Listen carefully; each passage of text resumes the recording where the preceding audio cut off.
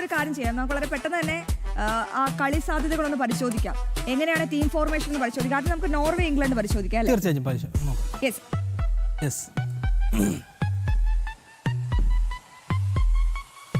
തുടങ്ങിയാൽ അനുപേട്ട Norway England team formation. Norway 4-3-3 ആണ്, ഇംഗ്ലണ്ട് 4-2-3-1 ആണ്. എന്താണ് നോർവേയിലെ തുറുപ്പുചീട്ട്? മറ്റാരും അല്ല, നമ്മുടെ ഹാളണ്ട്. ഗോൾ മെഷീൻ എന്ന് പ്രവർത്തിക്കാൻ പറ്റുമോ, അതോ ഇംഗ്ലണ്ട് നൈസായിട്ട് അവരെ മാർക്ക് ചെയ്ത് പൂട്ടുമോ? അല്ല, ഹാളണ്ടിന്റെ പ്രത്യേകം പറഞ്ഞല്ലേ, ഏതൊക്കെ പൂട്ട് വേണമെന്ന് പറഞ്ഞാലും ആ പൂട്ട് പൊളിക്കാനുള്ള കഴിവ് ഹാളണ്ടിനുണ്ട്. ഒരു ചെറിയ വിടവ് മതി, ഒരു ചെറിയ 1-2 ഒരു മിനിറ്റ് അല്ലെങ്കിൽ ഒരു 10 സെക്കൻഡ് ഒരു പിഴവ് മതി, ഹാളണ്ട് മുതലെടുക്കും. ബ്രസീലിനെതിരെ കണ്ടാണ് ഹാളണ്ടിനെ സമർത്ഥമായി പൂട്ടാൻ നോക്കി. ഹാളണ്ട് ഒരു കുറച്ചൊക്കെ പൂട്ടിൽ വീണു എന്ന് പറയാം, പക്ഷെ കിട്ടിയ സമയത്ത് പുള്ളി ഗോളിച്ചു. ഒരു കാര്യം പറഞ്ഞോട്ടെ, ഈ ഹാളണ്ട് കഴിഞ്ഞ ദിവസം പറഞ്ഞത് ഇംഗ്ലണ്ടാണ് എതിരാളികൾ, ഒരു ജയസാധ്യതയും ഞങ്ങൾക്ക് കാണുന്നില്ല എന്നാണ് പറഞ്ഞത്. പക്ഷേ ഫുട്ബോൾ ലോകം അത് വീക്ഷിക്കുന്നത് അതൊരു ഹാളണ്ടിന്റെ നയതന്ത്രത്തിന്റെ ഭാഗമായിട്ടാണ് ആ മറുപടി എന്നാണ്. എന്തായാലും നമുക്ക് നോർവേയിലെ കരുത്തന്മാരെ പരിചയപ്പെടാം. അപ്പം ഇംഗ്ലണ്ട് ചെറിയ ടീം അല്ല അല്ലേ? ഞാൻ അത് നിലവിലെ അവസ്ഥയിലൊന്നും പറയുന്നില്ല. നമുക്ക് ആദ്യം ഇതിനെ പരിശോധിച്ച ശേഷം അനുവേട്ട നമുക്ക് നോർവേയിലെ താരങ്ങളെ പരിചയപ്പെട്ട് തുടങ്ങാം. അതെ, തീർച്ചയായിട്ടും. നോർവേയിൽ നമുക്ക് ശ്രദ്ധിക്കേണ്ട താരങ്ങൾ എന്ന് പറയുമ്പോഴത്തേന് അവരുടെ സെന്റർ ബാക്കുകൾ ഹെഗീമും അജീറും ഒരു രക്ഷയില്ലാത്ത സെന്റർ ബാക്കുകളാണ്. പിന്നെ റേഡ്സൺ, വോൾഫ്, പിന്നെ മിഡിലോട്ട് വരുമ്പോഴത്തേന് ഒഡേഗാർഡാണ് അവരുടെ എന്താ പറയുന്നത്, സ്പാനിഷ് ടീമിൽ റോദ്രിക്കുള്ള പോലെ ഒരു റോളാണ് ഒഡേഗാർഡിനുള്ളത്. ഒരു കൺവേർഷൻ. അതെ, ഒഡേഗാർഡ് മത്സരം തന്നെ മാറ്റി മറിക്കുന്ന ഒഡേഗാർഡ്. ഇപ്പൊ ഹാൾഡിനെ പൂട്ടുമ്പോൾ തന്നെ ഒഡേഗാർഡാണ് മത്സരം നിയന്ത്രിക്കുന്നത് പറയാം. അതെ, ഒഡേഗാർഡിന്റെ പന്തിൽ കാലിൽ എപ്പോഴൊക്കെ പന്ത് കിട്ടിയോ അപ്പോഴൊക്കെ തന്നെ ഇംഗ്ലീഷ് നിറ വരക്കേണ്ടി വരും. പിന്നെ മറ്റു പറഞ്ഞാൽ ഒഡേഗാർഡ് എങ്ങനെ കളിക്കുന്നു, എങ്ങനെയായിരിക്കും ഒഡേഗാർഡിന്റെ നീക്കങ്ങളൊക്കെ മുൻകൂട്ടി കഴിയുള്ള കെൽപ്പ് ഇപ്പുറത്തുണ്ട്. ഇംഗ്ലീഷ് പഠിക്കണം. കാരണം ഒഡേഗാർഡ് കളിക്കുന്നത് ക്ലബിൽ കളിക്കുന്നത് ആഴ്സണലിന് വേണ്ടിയാണ് കളിക്കുന്നത്. ആഴ്സണലിന്റെ പ്രധാനപ്പെട്ട താരമാണ്. ഇപ്പം നോർവേയുടെ ക്യാപ്റ്റൻ കൂടിയാണ്. നോർവേ എല്ലാ തരത്തിലും തലകൊണ്ടും കാലുകൊണ്ടും കളിക്കുന്ന ഒരാളാണ് ഒഡേഗാർഡ്. പിന്നെ വേറെ ആൾക്കാരുണ്ട്, അലസാണ്ടർ സോർലത്തുണ്ട്, ന്യൂസയുണ്ട്. അപ്പം ഒരു യുവത്വവും പരിചയസമ്പന്നരും ചേർന്ന ഒരു നിരയാണ് മറ്റേ നോർവേ എന്ന് പറയാം. പിന്നെ കഴിഞ്ഞ മത്സരത്തിൽ ഒരു സബ്ബായിട്ടിറങ്ങി മത്സരം മാറ്റിമറിച്ചൊരു മനുഷ്യനുണ്ട്, ഷിൽഡ്രൂപ്പ്. അദ്ദേഹത്തിന്റെ പാസുകളാണ് കളിയുടെ മാറ്റിമറിച്ചത്. അതായത് എനിക്കത് ബ്രസീലിന്റെ മറ്റേ വലതുവിങ്ങിനെ മുഴുവൻ ഒരു പിഴുതു മാറ്റിയല്ല, വലതുമുങ്ങ് മുഴുവൻ ഒരു വലിയ വിടവുണ്ടാക്കിയ പ്ലെയർ കൂടെയാണ് ഷിൽഡ്രൂപ്പ്. അപ്പോൾ ഒരുപക്ഷെ സോർലോത്തിനുമെല്ലാം സെക്കൻഡ് ഹാഫിൽ വലിച്ചിട്ടായിരിക്കും ഒരു ഷിൽഡ്രൂപ്പ് ഇറങ്ങുന്നത്. ഷിൽഡ്രൂപ്പ് ഇറങ്ങി കഴിഞ്ഞാൽ മത്സരം ഇംഗ്ലണ്ടിനും വലിയ വെല്ലുവിളിയാവും. പിന്നെ വേറെ നമ്മൾ പറയാതെ പോയ ഒരാളുണ്ട്, ഗോൾ കീപ്പർ അല്ലാണ്ട് എത്ര ഷോട്ടുകളാണ് അന്നത്തെ ദിവസം തകർത്തത്. നമ്മുടെ വിനീഷ്യസ് ജൂനിയറിന്റെ ഒക്കെ എണ്ണം, എത്ര സേവുകള്. വിനീഷ്യസ് ജൂനിയറൊക്കെ പലവട്ടം ഗോളിനെടുത്തെങ്കിലും ആ വല ഭേദിക്കാൻ പറ്റില്ല.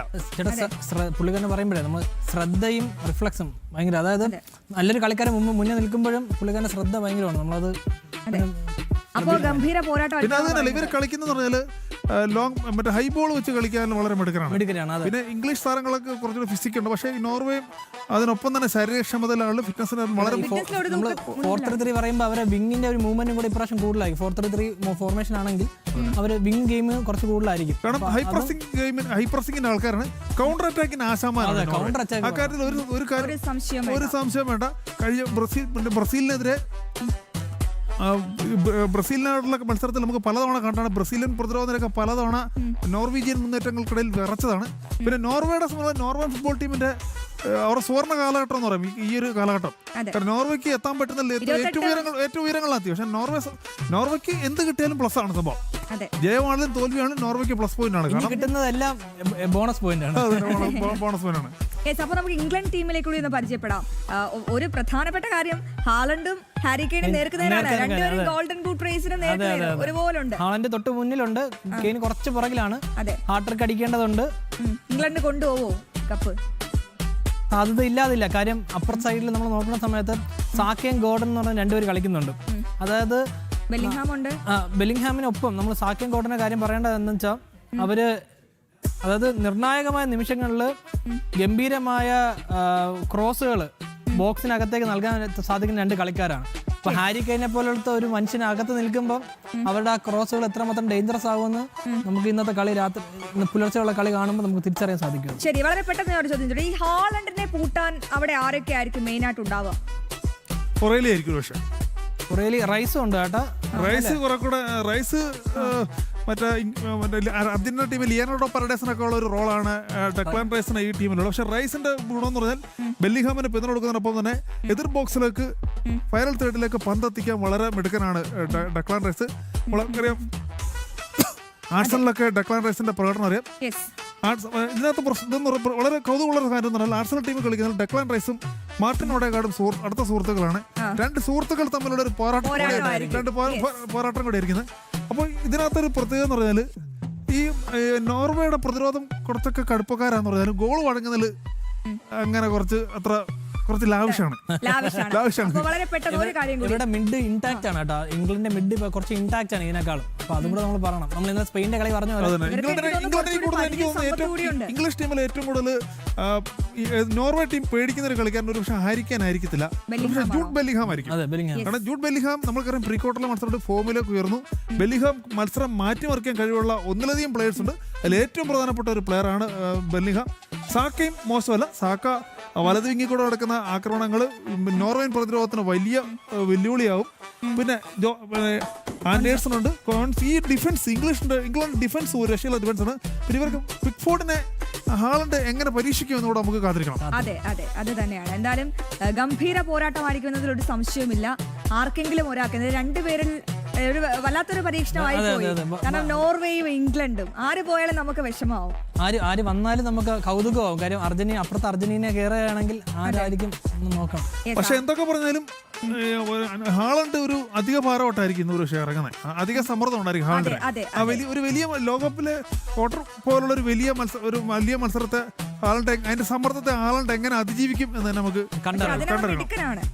അതിനവൻ മിടുക്കനാണെന്നാണ് എന്റെ അഭിപ്രായം. എന്തായാലും ഞാൻ പരിശോധിക്കുമ്പോൾ നോർവേ പരിശോധിക്കുമ്പോൾ നമുക്കിപ്പോ ഒഡേഗാർഡും ഹാളണ്ടിനെ മാത്രം പറയുമ്പോൾ രണ്ട് ദ്വയാംഗങ്ങളാണ്. പക്ഷെ അവിടെ എല്ലാവരും ബിരുദന്മാരാണ്. അതെ, അവിടെ മുൻനിര മൊത്തം ശക്തരാണ്. എങ്ങനെ വേണോ കയ്യിൽ കിട്ടുന്ന ബോൾ കൺവേർട്ട് ചെയ്യാൻ സാധിക്കുന്ന 4 പേരാണ് മുന്നിലുള്ളത്. എന്തായാലും അങ്ങനെയാണെങ്കിൽ നോർവേ ആണ് സെമി ഫൈനലിലേക്ക് ടിക്കറ്റ് എടുക്കുന്നതെങ്കിൽ അത് ചരിത്രമായിരിക്കും. അപ്പൊ നമുക്ക് ആ പോരാട്ടം ഒന്ന് കാണാം. എന്തൊക്കെയാണ് നോർവേയുടെ സ്ട്രെങ്ത്, ഒപ്പം എന്തൊക്കെയാണ് നമ്മുടെ ഇംഗ്ലണ്ടിന്റെ സ്ട്രെങ്ത് ആൻഡ് വീക്ക്നെസ് പരിശോധിക്കാം. വളരെ പെട്ടെന്ന് നമുക്ക് പരിശോധിക്കാം. എന്താണ് നോർവേയുടെ സ്ട്രെങ്ത്, എന്താണ് ഇംഗ്ലണ്ടിന്റെ സ്ട്രെങ്ത്? രണ്ട് തുല്യ ശക്തികളെന്ന് പറയാൻ പറ്റില്ലല്ലോ എന്തായാലും, അല്ലെ? 28 വർഷത്തിന് ശേഷമാണ് നോർവേ വരുന്നത്. അതിന്റെ ഇംഗ്ലണ്ട് പക്ഷേ പരിചയ സമ്പത്തുള്ള ഒരു ടീം കൂടിയാണ്. തുല്യ ശക്തികൾ ഒരിക്കലും നമുക്ക് പറയാൻ പറ്റത്തില്ല. കാരണം കടലാസിലെ കരുത്തനുസരിച്ച് ഇംഗ്ലണ്ട് തന്നെയാണ് ഇംഗ്ലണ്ടിന്റെ തട്ടായിരിക്കും ഒരു പക്ഷെ താണിരിക്കുന്നത്. കളിക്കാരുടെ വ്യക്തിപരമായ മികവനുസരിച്ചാണല്ലോ. യാഥാർത്ഥ്യം അങ്ങനെയാണ്. ഇംഗ്ലണ്ടിനാണ് കുറെ കൂടെ സ്ട്രെങ്ത് ആയിട്ടുള്ളത്. പക്ഷെ ഫുട്ബോൾ അങ്ങനെ അല്ലല്ലോ, എന്ത് സംഭവിക്കാമല്ലോ. പക്ഷെ അവർ രണ്ടുപേരുമുള്ളൊരു വ്യത്യാസം എന്ന് പറഞ്ഞാൽ ഒരു മനുഷ്യനാണ് എർലിംഗ് ഹാലണ്ട് എന്ന ഗോൾ മെഷീനെ ഇംഗ്ലണ്ട് ഭയന്നേ മതിയാകും. അപകടകാരി, ലോകത്തെ ഏറ്റവും അപകടകാരിയായ സ്ട്രൈക്കറാണ് എർലിംഗ് ഹാലണ്ട് എന്ന് പറയുന്നത്. അപ്പം നോർവേയുടെ ഏറ്റവും പ്രധാനപ്പെട്ട സ്ട്രെങ്ത് എർലിംഗ് ഹാലണ്ട് തന്നെ ആയിരിക്കും, അല്ലേ? തീർച്ചയായും. അപ്പം മാർട്ടിൻ ഒഡേഗാർഡിന്റെ മാന്ത്രിക വിഷൻ, കളി മെനയാനും മിടുക്കനാണ് ഈ മാർട്ടിൻ ഒഡേഗാർഡ് എന്ന് പറയുന്നത്. ഇപ്പം ഫിസിക്കൽ ഗെയിമിൽ എനിക്ക് തോന്നുന്നു ഇംഗ്ലണ്ടിനേക്കാൾ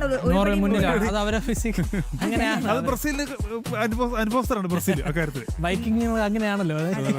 പിന്നെ ഞങ്ങളുടെ നോർവേ അല്ലെങ്കിൽ ഞങ്ങളുടെ ഹാളണ്ട് ഗോൾ അടിക്കുവാണെങ്കിൽ അത് ഹെഡർ ആയിരിക്കും കേട്ടോ. സെറ്റ് പീസുകളിലും കോർണറുകളിലും ഹെഡർ ഗോളുകൾ നെയ്യാനുള്ളൊരു അവരുടെ ഒരു സാധ്യത കൂടി പറയണം. അപ്പം ഗോളുകൾ നേടാനുള്ള വലിയ സാധ്യതയുണ്ട്. വേഗതയേറിയ കളിശൈലിയാണ് നോർവേയെ വ്യത്യസ്തമാക്കുന്നത്. ഈ ലോകകപ്പിലെ ക്വാർട്ടർ ഫൈനലിലത്തെ ടീമുകളിൽ ഏറ്റവും കൂടുതൽ ഗോൾ വഴങ്ങിയ ടീം കൂടെ നോർവേ. 9 ഗോളോളം വഴങ്ങിയിട്ടുണ്ട്, അല്ലേ? ഗോൾ വഴങ്ങുന്നതിനകത്ത് ഒരു പിശുക്കില്ല. ഗോൾ അടിക്കുകയും ചെയ്യുന്നു. അതെ അതെ. എന്താണ് അനൂപേട്ട ഇംഗ്ലണ്ടിന്റെ സ്ട്രെങ്ത് എന്ന് പറയുന്നത്? യൂറോപ്പിലെ ഏറ്റവും മികച്ച സ്ക്വാഡ് ഡെപ്ത് ആണ്. നേരത്തെ സൂചിപ്പിച്ചുള്ള ഹാരി കെയ്ൻ, ജൂഡ് ബെല്ലിംഗ്ഹാം,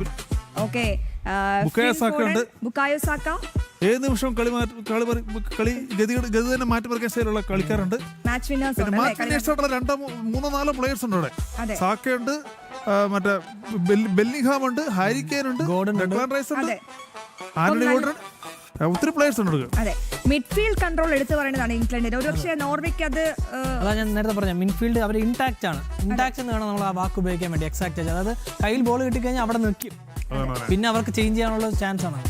പിന്നെ കെട്ടുറപ്പുള്ള പ്രതിരോധ നിരയാണ്, അതിനെയും നോർവേ ഭയന്നേ മതിയാകൂ. ആക്രമണത്തിനായിരിക്കും മുൻഗണന നൽകുക. ഒപ്പം പൊസിഷൻ ഗെയിം ആയിരിക്കും ഇംഗ്ലണ്ടിന്റെ ഏറ്റവും വലിയ തുറുപ്പ് ചീട്ട് എന്നാണ് ഞാൻ മനസ്സിലാക്കുന്നത്. ഇംഗ്ലണ്ടിന് വേറൊരു പ്രശ്നമുണ്ട്. സമ്മർദ്ദ ഘട്ടങ്ങളിൽ ഒരു അടിപതർന്ന ഒരു സ്വഭാവം ഇംഗ്ലണ്ടിനുണ്ട് പലപ്പോഴും. ഇപ്പം യൂറോ കപ്പിൽ തന്നെ ഹാരി കെയ്ൻ ഒരു പെനാൽറ്റി പാഴാക്കുന്ന കണ്ടു. അങ്ങനെ പലപ്പോഴും സമ്മർദ്ദ ഘട്ടങ്ങളിൽ പതർന്നത് ഇംഗ്ലണ്ടിന് വലിയാനുള്ള ഒരു ടെൻഡൻസി ഉണ്ട് ചില സമയങ്ങളിൽ ബോൾ കൈ കിട്ടുമ്പോൾ. പീസർ, നമുക്ക് വീക്ക്നെസ് കൂടി ഒന്ന് പരിശോധിക്കണം. നോർവേയുടെ വീക്ക്നെസ് എന്താകും, ഇംഗ്ലണ്ടിന്റെ വീക്ക്നെസ് എന്താകും? എന്താണ് അനൂപേട്ടൻ ഇംഗ്ലണ്ടിൽ കാണുന്ന ഏറ്റവും അവരുടെ ഒരു വീക്ക്നെസ് എന്ന് പറയുന്നത്? ഇംഗ്ലണ്ടിന്റെ വീക്ക്നെസ് എന്ന് പറഞ്ഞാൽ ഇംഗ്ലണ്ടിന്റെ മറ്റേ അമിത ജാഗ്രതയാണോ? അമിത ജാഗ്രതയാണോ? അമിത ആത്മവിശ്വാസം, ഒരു കെട്ടുറപ്പില്ലായ്മ ഇംഗ്ലണ്ടിനുണ്ട്. യെസ്, നമുക്ക് പരിശോധിക്കാം എന്തായാലും. നോർവേ എന്താണ് നിതീഷേട്ടാ നോർവേയുടെ ഒരു ഡിഫൻസിലെ വിള്ളൽ? നമ്മൾ തുടക്കത്തിൽ അനുപേട്ടൻ സൂചിപ്പിച്ചത് തന്നെ, അതായത് നമ്മൾ എത്ര കളിച്ചാലും ഗോൾ വഴങ്ങുന്നത് നമ്മൾ എപ്പോഴും കുറയ്ക്കേണ്ടതുണ്ട്. അമിതമായ ഡിപ്പെൻഡൻസ് എനിക്ക് തോന്നുന്നു ഹാളണ്ടിനെ വലിയ രീതിയിൽ, നേരത്തെ പറഞ്ഞതുപോലെ അനുപേട്ടൻ സൂചിപ്പിച്ച പോലെ വലിയ രീതിയിലുള്ള ഒരു ആശ്രയത്വം ഉണ്ട്. അത് വലിയ രീതിയിൽ എർലിംഗ് ഹാളണ്ടിന് ഒരു സമ്മർദ്ദം ചെലുത്തേക്കാം. അന്താരാഷ്ട്ര മാച്ചുകളുടെ അനുഭവ സമ്പത്തില്ല ഇംഗ്ലണ്ടിനെ വെച്ച് കമ്പയർ ചെയ്യുവാണെങ്കിൽ. പ്രധാന ഡിഫൻഡർമാരുടെ ഫോം ഇല്ലായ്മയും വലിയ വെല്ലുവിളിയാണ്. അങ്ങനെയാണെങ്കിൽ ഇംഗ്ലണ്ടിന്റെ ഗോളുകളൊക്കെ കൺസീവ് ചെയ്യാൻ ഒരുപാട് സാധ്യതയുണ്ട് അല്ലേ? കൗണ്ടർ അറ്റാക്ക് തടയുന്നതിലെ വേഗത കുറവും നോർവേക്ക് വലിയൊരു ഭാരമാണ്. അതാണ് പലപ്പോഴും ഗോൾ വഴങ്ങുന്നത്. അതാണ് ഫ്രാൻസ് എതിരുള്ള മത്സരത്തിൽ നമ്മളത് തെളിയിക്കപ്പെട്ടു സംഭവം. അപ്പൊ നോർവേ ക്യാമ്പിൽ പനി പിടിച്ചിട്ടുണ്ട് കേട്ടോ. പല കളിക്കാരും ആരോഗ്യപരമായ അത്ര ഓക്കെ അല്ല എന്നുള്ള കാര്യം കൂടി പറഞ്ഞത്. വീക്ക്നെസ്സിനെ ജസ്റ്റ് പറഞ്ഞേ ഉള്ളൂ, അതൊരിക്കലും വീക്ക്നെസ് അല്ല. ഇംഗ്ലണ്ടിന്റെ എന്താണ്? ഇംഗ്ലണ്ടിനെ പരിശോധിക്കുകയാണെങ്കിൽ അതെ, സമ്മർദ്ദ ഘട്ടങ്ങളിൽ ക്ലിനിക്കൽ, പക്ഷേ സമ്മർദ്ദ ഘട്ടങ്ങളിൽ പടി പതർന്ന പ്രശ്നമുണ്ട്. പിന്നെ പ്രതിരോധത്തിലൊരു വേഗക്കുറവുണ്ട്.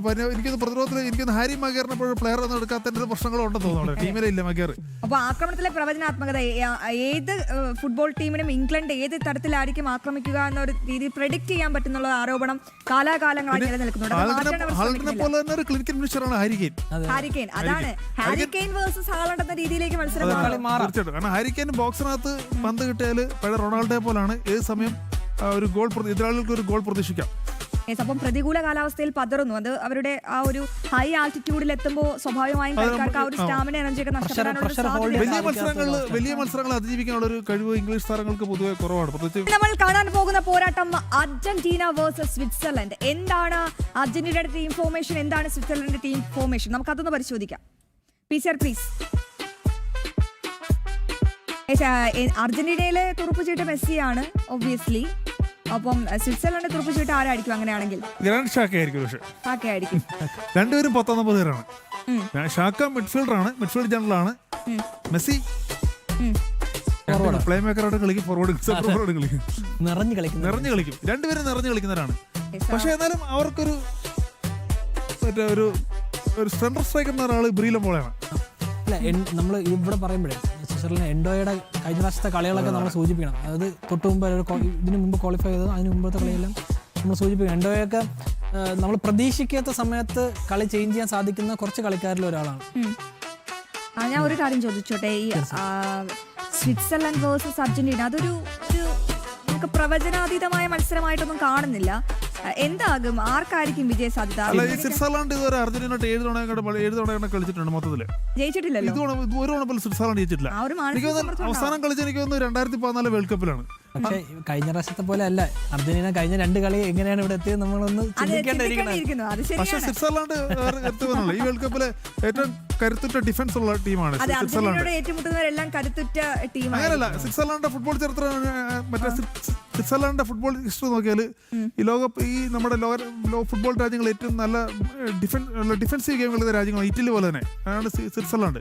അപ്പൊ ഈ സ്വിറ്റ്സർലൻഡ് പറയുന്ന ആൽസ് പർവ്വതത്തിന്റെ കരുത്ത് പോലെയാണ് സ്വിറ്റ്സർലൻഡിന്റെ ഡിഫൻസ് എന്ന് പറയും. ഗോൾ അടിച്ച് കയറ്റാനൊക്കെ വലിയ പാടാണ്. ഇപ്പൊ ഹൈ പ്രസിംഗ് ഉണ്ടായാൽ പോലും അതിന് കൗണ്ടർ ചെയ്യാനുള്ള ഒരു സംവിധാനം ഇവരുടെ ഡിഫൻസിനുണ്ട്. അത് നമ്മൾ സൂചിപ്പിക്കണം കേട്ടോ. വളരെ പെട്ടെന്ന് നമുക്ക് സ്വിറ്റ്സർലൻഡിന്റെ താരങ്ങളൊക്കെ പരിചയപ്പെടാം. ആരൊക്കെയാണ് ഇതിലെ മെയിൻ? മറ്റേ അക്കാഞ്ചിയും എൽവേദിയുമാണ് മിക്ക അവരുടെ സെൻട്രൽ ബാക്കുകൾ. ചേർത്ത് ശ്രദ്ധിക്കപ്പെട്ട താരങ്ങൾ എന്ന് പറയുന്നത് ഗ്രാൻഡ് ഷാക്ക തന്നെയാണ്. ഷാക്ക എങ്ങനെ വേണമെങ്കിലും മത്സരഗതി മാറ്റിമറിക്കാൻ പറ്റുന്ന താരമാണ്. അതുപോലെ വിങ്ങുകളിലൂടെ മറ്റേ ഷാക്കയുടെ കതിൽ പന്ത് തൊടുമ്പോഴൊക്കെ ഒരു പക്ഷെ കാലിൽ പന്ത് തൊടുമ്പോഴൊക്കെ അർജന്റീനയുടെ ഡിഫൻസ് കുറെ കൂടെ ഭയപ്പെടണം. മെസ്സിയെ പൂട്ടാൻ പറ്റിയ ആളുണ്ടോ? മെസ്സിയെ പൂട്ടാൻ ഒരുപാട് പേരുണ്ട് ബാക്കില്. നല്ലൊരു അതായത് ഇവര് നമ്മൾ ശ്രദ്ധിക്കേണ്ടത് ഇപ്പോൾ ഒരാളെ പറയാൻ സാധിക്കില്ല, ഇവരൊക്കെ ഒരു ടീം വർക്കാണ്. സക്കാരിയായിരിക്കും ഒരു പക്ഷേ അതെ, 1-to-1 വേണമെങ്കിൽ അങ്ങനെ പറയാം. പക്ഷെ ഒരു ടീം വർക്കാണ്. അതായത് മെസ്സിയെ ബോൾ കിട്ടുമ്പോൾ തന്നെ അവരതിനെ പിടിക്കുക, അതിനെ പിടിച്ചെടുക്കാൻ വേണ്ടിയുള്ള ശ്രമമായിരിക്കും കാണുന്നത്. യെസ്, ഇനി നമുക്ക് അർജന്റീനൻ ടീം പരിശോധിക്കുകയാണെങ്കിൽ എന്തൊക്കെയാണ് കാണുന്ന സാധ്യതകൾ? ഇന്ന് കഴിഞ്ഞ മത്സരത്തിൽ 4-1-3-2 ആയിരുന്നു. പക്ഷെ ഇന്ന് ചിലപ്പോൾ ഒരു പക്ഷേ അർജന്റീനയുടെ ഫോർമേഷൻ മാറ്റാൻ ചെറിയ സാധ്യതയുണ്ട്. ലൈനപ്പ് വരാറായിട്ടില്ല, പക്ഷെ ചിലപ്പോൾ 4-3-3 ആകാൻ സാധ്യതയുണ്ട്. അങ്ങനെ വന്നാൽ ഒരു പക്ഷേ മെസ്സിക്കും അൽവാറസിനും ഒപ്പം ഒരു പക്ഷേ ലൗട്ടാറോ മാർട്ടിനസിനെയോ ഒരു പക്ഷേ ഇട്ടേക്കാം.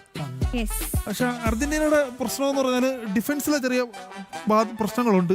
ഇപ്പൊ ക്രിസ്ത്യൻ റൊമേരിയോ, ലിസാൻഡ്രോ മാർട്ടിനസും അർജന്റീനയ്ക്ക് പാറ പോലർച്ച ഡിഫൻസ് നൽകുന്നുണ്ട്. പക്ഷേ എന്നാലും ഗോൾ വഴങ്ങുന്നുണ്ട്. ഇപ്പൊ കഴിഞ്ഞ മത്സരത്തിലെ അവസാനം നമുക്കറിയാം ലിയാനോടെ പർഡേസ് മറ്റേ സലയുടെ ഒരു ഇടപെടലുണ്ടായിരുന്നു. ആ ദുർപക്ഷെ എനിക്ക് തോന്നുന്നു 2014 ലോകകപ്പിലെ മഷറാനോ ആരൻ റോബിന്റെ പന്ത് റാഞ്ചി എടുത്തുള്ളൊരു ഇതുണ്ടായിരുന്നു. അതുപോലെ സമാനമായ ഒരു ഇടപെടലാണ് അന്ന് ലിയാനോടെ പർഡേസ് നടത്തത്. ചിലപ്പോൾ ഒരു പക്ഷേ പിന്നെ അർജന്റീനയുടെ ഒരു കരുത്തുറ്റ ഡിഫൻസ് ഇതെന്ന് പറഞ്ഞാൽ അർജന്റീനയുടെ മിഡ്ഫീൽഡാണ്. മക്കലിസ്റ്റർ, എൻസോ ഫെർണാണ്ടസ്, എനിക്കൊന്ന് ഡീപ്പോൾ മാത്രമാണ് ഒരു കുറച്ച് കഴിഞ്ഞ മത്സരത്തിൽ അധികം തിളങ്ങാതെ പോയത്.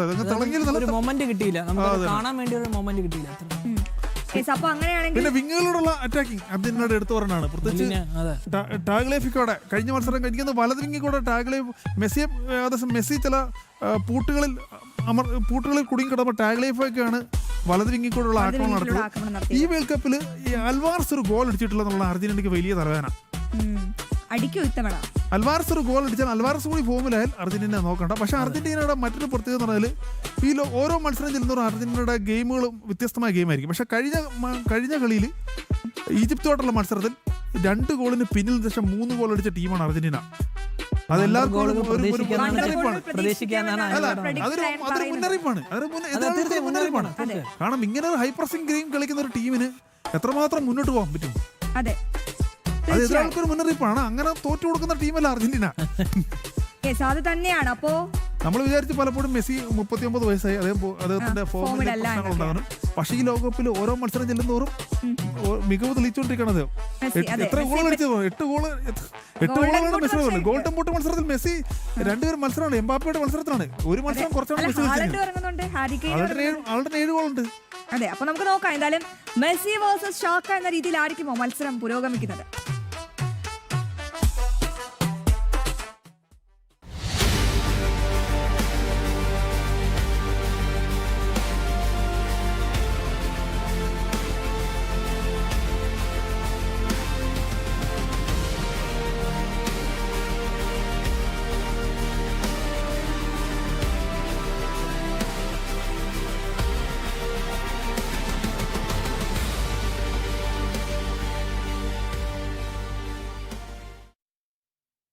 നമുക്ക് വളരെ പെട്ടെന്ന് അർജന്റീനയുടെയും സ്വിറ്റ്സർലൻഡിന്റെയും സ്ട്രെങ്ത് ഒന്ന് പരിശോധിക്കാം. നിതീഷേട്ടൻ, നമുക്കറിയാം അർജന്റീന മെസ്സി എന്ന മാന്ത്രിക ഒരു 1-man ആർമിയാണ്. അറ്റാക്കിങ്ങിലെ വൈവിധ്യം എടുത്തു പറയേണ്ടതാണ്. മിഡ്ഫീൽഡിലെ കെട്ടുറപ്പ്, ക്ലിനിക്കൽ ഫിനിഷിംഗ്, എല്ലാം ഇതൊക്കെ കേട്ട് നോക്കൂ. വിങ്ങുകളിലൂടെയുള്ള അതിവേഗ മുന്നേറ്റം അത് അർജന്റീനയ്ക്ക് സ്വന്തമാണ്. മികച്ച പ്രതിരോധം. ഒപ്പം പറയാതിരിക്കാൻ പറ്റില്ല ലയണൽ സ്കലോണിയുടെ തന്ത്രങ്ങൾ എതിരാളികൾക്കനുസരിച്ച് തന്ത്രങ്ങൾ മെനയുന്നതിൽ മിടുക്കനാണ് സ്കലോണി. അപ്പൊ മെസ്സിയും കൂടി ചേരുമ്പോൾ അതൊരു ഗംഭീര കോംബോ ആയിരിക്കും. സ്വിറ്റ്സർലൻഡിന്റെ സ്ട്രെങ്ത് നോക്കുവാണെങ്കിൽ അച്ചടക്കമുള്ള പ്രതിരോധ കോട്ടയാണ്. അപ്പോൾ അർജന്റീന അല്ലെങ്കിൽ മെസ്സിയെ കുടുക്കാനുള്ള തന്ത്രങ്ങളൊക്കെ മെനഞ്ഞു കഴിഞ്ഞ് കാണാം. ഒരു പക്ഷേ മാനുവൽ അക്കാഞ്ചി നയിക്കുന്ന ബാക്ക് ലൈൻ അതിനെ അർജന്റീന ലോകത്തിലെ തന്നെ ഏറ്റവും മികച്ച സെന്റർ ബാക്കുള്ള ഒരാളാണ്. അർജന്റീനയുടെ മറ്റേ ലിസാൻഡ്രോ മാർട്ടിനസ്, ക്രിസ്ത്യൻ റൊമേറോ സഖ്യത്തിലുള്ള ഇരുവരെയും പോലെ തന്നെ ഏറ്റവും മികച്ച സെൻട്രൽ ബാക്കിലുള്ളതാണ് മാനുവൽ അക്കാഞ്ചി. അപ്പം ഭയക്കണമല്ലേ അർജന്റീന. ഒപ്പം ഗ്രാനറ്റ് ഷാക്കയുടെ ലീഡർഷിപ്പ്. അപ്പം അവിടെ മെസ്സി ഉണ്ടെങ്കിൽ അവിടെ ഷാക്കയുണ്ട്. മധ്യനിരയിൽ കളി നിയന്ത്രിക്കാൻ മിടുക്കരാണ് സ്വിറ്റ്സർലൻഡ് എന്ന് പറഞ്ഞപ്പം ജയൻ കില്ലർ, താളം തെറ്റിക്കുന്ന തന്ത്രപരമായ കളിശൈലി, പ്രത്യേകിച്ച് വമ്പന്മാരെ കുരുക്കുന്ന തരത്തിലുള്ള കളിശൈലി അവർ ചില സമയത്ത് പുറത്തെടുക്കാറുണ്ട് സ്വിറ്റ്സർലൻഡ്. ഇന്ന് അർജന്റീനയ്ക്കെതിരെ എടുക്കാനുള്ള അതെ. ഓക്കെ, ഏത് ബെസ്റ്റ് പാർക്കിംഗ് ഉണ്ടായാലും എനിക്ക് തോന്നുന്നു മറ്റേ സെറ്റ് പീസുകളിലൊക്കെ ഗോൾ വഴങ്ങാൻ സാധ്യതയുണ്ട് സ്വിറ്റ്സർലൻഡ്. എനിക്ക് 2014 ലോകകപ്പിൽ അർജന്റീന സ്വിറ്റ്സർലൻഡ് 1 ഗോളിനാണ് അർജന്റീന ജയിച്ചത്. എനിക്ക് അന്ന് യാൻ സോമർ ആയിരുന്നു ഗോൾ കീപ്പർ എന്ന് തോന്നുന്നു. അന്ന് ഒരു ഗോളിനായിരുന്നു അർജന്റീന ജയിച്ചത്. അന്ന് മെസ്സിയുടെ ഒരു സെറ്റ് പീസിൽ കൂടെയാണ് മെസ്സി ഗോൾ അടിച്ചത്. യാൻ സോമറുടെ ഗോൾ വലയം തകർത്തുകൊണ്ട് മെസ്സി ഗോൾ അടിച്ചാലേ ആ ബൂട്ടിന്റെ അടുത്തേക്ക് എത്താൻ പറ്റൂ. അപ്പോൾ യാൻ സോമർ എന്ന വൻമതിൽ അവിടെ നിലനിൽക്കുന്നുണ്ട്. അതും സ്വിറ്റ്സർലൻഡിന്റെ ഏറ്റവും പ്രധാനപ്പെട്ട സ്ട്രെങ്ത് തന്നെയാണ്. എന്തൊക്കെയാണ് വീക്ക്നെസ്? ഒരുപാട് വീക്ക്നെസ് ഉണ്ട്. അർജന്റീനയ്ക്കാണ് ഒരുപാട് വീക്ക്നെസ്, സ്വിറ്റ്സർലൻഡിനാണ്. ഞാൻ പറയുമ്പോൾ ഞാൻ അർജന്റീനയെ കൂടെ ചേർത്ത് പറയാം. വളരെ പെട്ടെന്ന് സ്വിറ്റ്സർലൻഡിന്റെ ഏറ്റവും വലിയ പ്രശ്നം എന്ന് പറഞ്ഞാൽ ഫിനിഷിംഗിൽ ഗോൾ അടിക്കാൻ ആൾ കുറവായിരിക്കും സ്വിറ്റ്സർലൻഡിന്. അത് വലിയ പ്രശ്നമാണ്. എന്തായാലും ഞാൻ ഒരു കാര്യം ചോദിച്ചോട്ടെ, അർജന്റീന ആരാധകനാണ്, മെസ്സി ആരാധകനാണ്. വളരെ പെട്ടെന്ന് എന്താണ് അർജന്റീനയുടെ ഒരു നെഗറ്റീവായിട്ട് കണ്ടിട്ടുള്ളത് ഈ 2022 ലോകകപ്പിൽ? അർജന്റീന ഡിഫൻസ് തന്നെയാണ് പ്രശ്നം. ഡിഫൻസ് തന്നെയാണ് പ്രശ്നം. പ്രതിരോധത്തിലെ പെട്ടെന്നുള്ള പതർച്ചയാണ് അർജന്റീനയുടെ ഏറ്റവും പ്രധാനപ്പെട്ട വീക്ക്നെസ്. അതെ, പിന്നെ മെസ്സി ഡിപ്പെൻഡൻസി ഉണ്ടല്ലേ ചില ഘട്ടങ്ങളിൽ, അങ്ങനെ ഇപ്പോഴും അല്ല. ഈ വേൾഡ് കപ്പിന് മുമ്പ് മെസ്സിയെ അമിതമായി ആശ്രയിക്കുന്ന പ്രവണത, പക്ഷേ ഈ ലോകകപ്പിൽ എന്തോ മെസ്സിയെ അമിതമായിട്ട് ടീം ആശ്രയിക്കുന്നതായിട്ട് തോന്നുന്നു. അതൊരു നല്ല പ്രവണത തോന്നുന്നില്ല. അപ്പം റോഡ്രിഗോ ഡി പോളിന്റെ ഫോം ഇല്ലായ്മ നമ്മൾ പലപ്പോഴും കണ്ടിട്ടുണ്ട്, സൂചിപ്പിച്ചിട്ടുണ്ട്. അപ്പം പന്ത് വീണ്ടെടുക്കുന്നതിൽ പതിച്ച് ഒരു സെക്കൻഡ് സ്റ്റേജ് എത്തുമ്പോൾ ആ പന്ത് വീണ്ടെടുത്തില്ലെങ്കിൽ അവരുടെ ഒരു സ്ട്രെസ് അനുഭവിക്കാറുണ്ട്. അപ്പോൾ സ്വിറ്റ്സർലൻഡ് സ്ഥിരതയുള്ള ഒരു സ്ട്രൈക്കറുടെ കുറവ് സ്വിറ്റ്സർലൻഡിനുണ്ട്. അമിത പ്രതിരോധം പലപ്പോഴും അവരെ കുഴിയിൽ ചാടിക്കാറുണ്ട്. അർജന്റീനയ്ക്കെതിരെയുള്ള മോശം റെക്കോർഡ് സ്വാഭാവികമായും മാനസിക സമ്മർദ്ദം ഉണ്ടാക്കാനുള്ള സാധ്യതയുണ്ട്. പിന്നെ ബെഞ്ച് സ്ട്രെങ്ത്, നമുക്കറിയാം ബെഞ്ച് സ്ട്രെങ്ത് തീരെ ഇല്ലാത്തൊരു ടീമാണ് സ്വിറ്റ്സർലൻഡ്. ക്രിയേറ്റീവ് മിഡ്ഫീൽഡർമാരുടെ അഭാവം, കളി മെനയാൻ സ്വിറ്റ്സർലൻഡ് കുറച്ച് പാടുപെടേണ്ടി വരും. സമ്മർദ്ദ കാര്യം പറഞ്ഞപ്പോൾ അർജന്റീനയിൽ കളിക്കുക ലോസൽസോയെ പോലുള്ള നിക്കോപാസിനെ പോലുള്ള പ്ലേയേഴ്സ് ഒക്കെ ഇപ്പോൾ കാത്തിരിക്കുകയാണ്. സമ്മർദ്ദഘട്ടങ്ങളിലെ ചോക്കിംഗ് മനഃപൂർവ്വം കളി വിട്ടുകൊടുക്കാറുള്ളത് പോലെ ചില സമയത്ത് ഞാൻ പറയുന്നത് പലപ്പോഴും അവർക്ക് സാധിക്കാത്തത് കൊണ്ടാണ് അത്തരത്തില് കളി ചേഞ്ച് ചെയ്യുന്നത്. അത് മാത്രമേ ഉള്ളൂ.